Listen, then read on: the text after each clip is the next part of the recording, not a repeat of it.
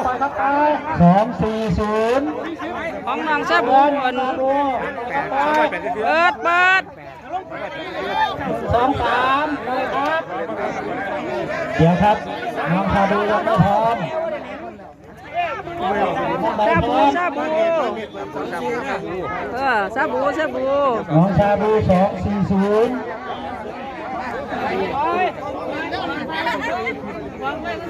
บันไดพร้อม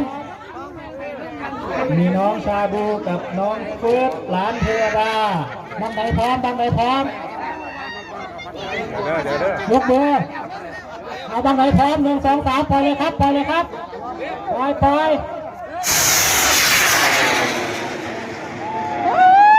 ชาบูไปแล้วบุญชาบู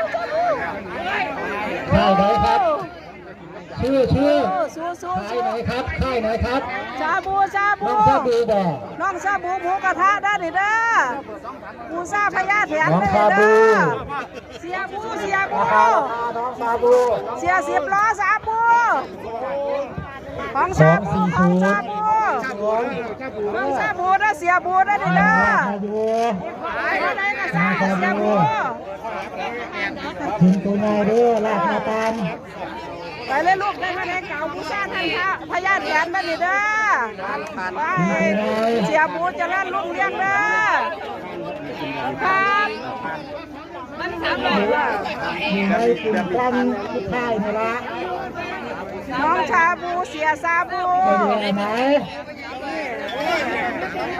เรียบร้อยเลยลงมาตรงสามพัน ลงมาตรงเรียบร้อย